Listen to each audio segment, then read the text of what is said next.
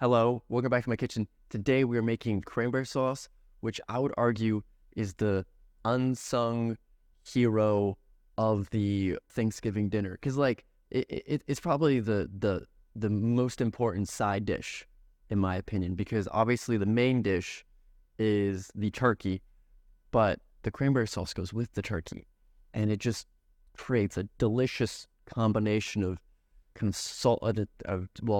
The turkey's salty. I'm doing it backwards from what I thought in my head.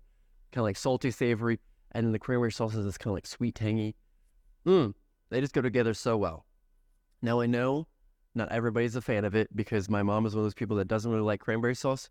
But this recipe, each time that I've made it for her, she was like, "This is really good." If you don't like cranberry sauce, give this a go. See if it tickles your fancy. And if you do like cranberry sauce, like me, give it a go because it's delicious. I enjoy it as well.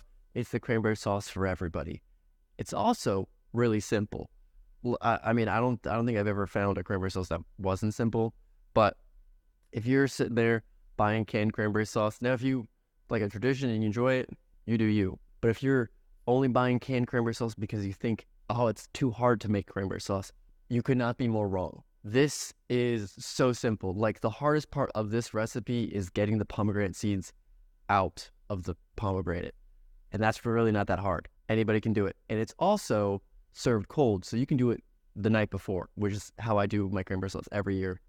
Make it the night before so that I don't have to worry about on the day of Thanksgiving. Easy peasy, lemon squeezy. Now, if you don't believe me that it's so easy, why don't I run through the ingredients and then get into cooking, and you'll see how simple it is.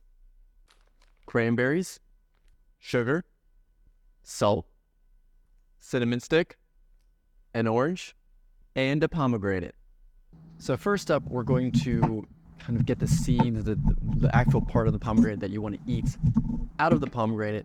And to do that, I found it simpler if you submerge it underwater, because the white, I'm assuming it's called like the pith, is, not good to eat.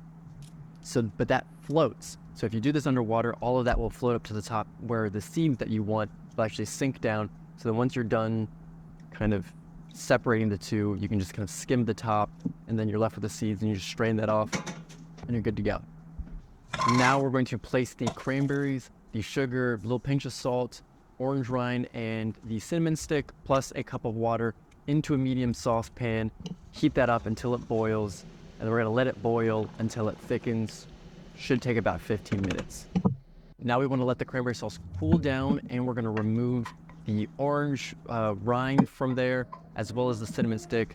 So remember how many pieces of orange rind you put in there. It should really be one, but I kind of like the flavor of orange that it adds, so I put a little bit more. So fish all that out. The cinnamon stick's the easy one. The orange rind is a little bit more difficult. And then finally, we're going to put the pomegranate seeds into the cranberry sauce. The recipe doesn't say an amount, or at least I don't remember it saying an amount. So it's a little bit of dealer's choice. I think the amount that I put in there maybe is about half a cup. So maybe start with that, see how you feel.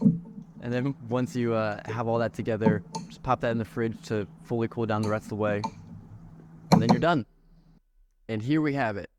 I will say, kind of right out the gate, this is not the cranberry sauce that you just saw me make.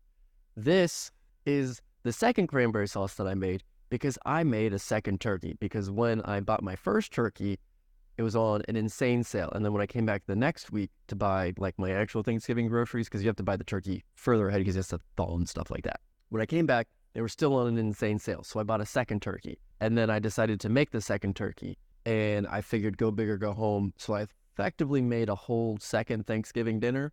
Best life choice I've ever made. And with that, I made some more cranberry sauce, because I ate all the other cranberry sauce. I didn't want to have another peasant bread, I have nothing in front of you kind of deal. Also, I realized I didn't take any pictures of said cranberry sauce, so I had to make more to take pictures of that, which I almost forgot. This is all that's left. I made a whole big thing. I'm not the best at planning things, if you haven't noticed. This cranberry sauce, I've made one kind of tweak, and while making this one, I thought of a second improvement. And so for this one, I've actually done the zesting idea that I think I mentioned in the steps, but if not, this recipe uses the rind of an orange, And I figured it might be a lot simpler if I just use the zest. Don't need to fish it out afterwards. You're just going to put it in there. The flavor gets in. It's delicious. I guess I technically should do a taste test, but this isn't really meant to be had on its own. But because you guys came to see me eat something, I'm assuming. Let's give this a go. It is very tart.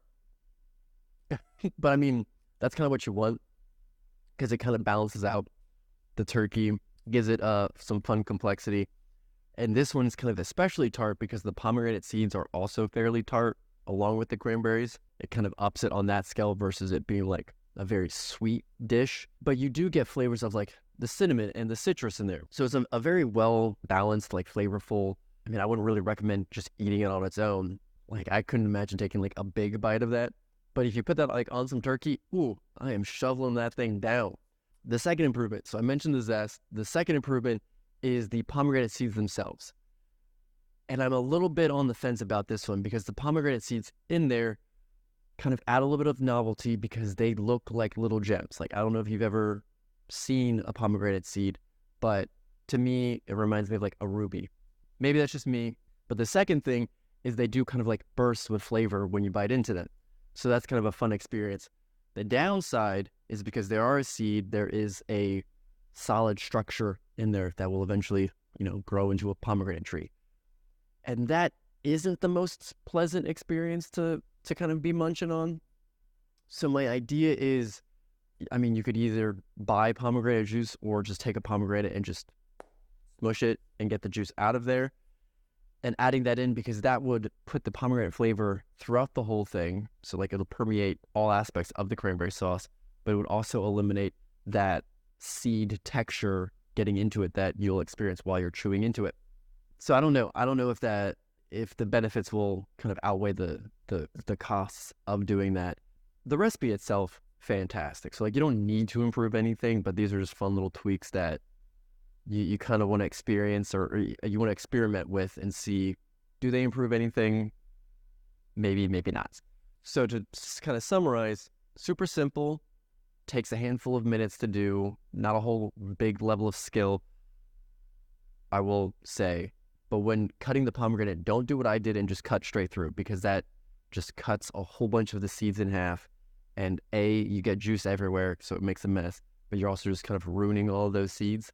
Kind of score the outside and effectively like pry it apart, and then those seeds will remain intact because just the membrane, I don't know what pomegranate anatomy is, but like that'll tear and the seeds will like remain in their seed form. So don't I did it in, I think my like second cut of when I was doing the quarters or like when I was cutting the half into quarters, but the first one was just a rookie play. I don't know what I was thinking. But the second I did it, I was like, I messed up. And that's what I'm here for. I'm here to show you, A, mess ups happen, and then B, it's not the end of the world. You just keep going, and you'll be okay. Which kind of ties into the other little admin piece. I've told myself I'm not going to ask for likes or subscribes. I'm at 98, which is kind of cool because last time, I try not to look at numbers because I'm just doing this for fun. And in my head, I was at 60. Like in the 60 range. And then when I was uploading the peasant bread, I just happened to like notice the number of subscribers and it was 98, which is this close to 100. Kind of a big deal. In the scheme of YouTubers, it's not. But like for just having fun, that's kind of cool. If you happen to know somebody, I'm assuming everybody who's watching is probably subscribed because you're friends and family that I've probably sent you the link and been like, hey, I made a new one. If you know somebody that might be like struggling with figuring out like meals to make, or they think that cooking's too hard, something like that, send it their way. Or obviously like the kind of bigger meaning of the channel is for gluten-free people. So if you know somebody that is gluten-free, send them the content because all of the food is obviously gluten-free.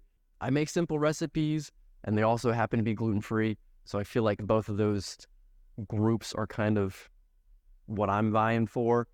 And yeah, so hopefully you enjoy it. I know I'm enjoying it. I'm just having fun. It's been a great time. I'm trying out a new editing software, so that's taking the videos a little bit longer, but it's definitely an improvement.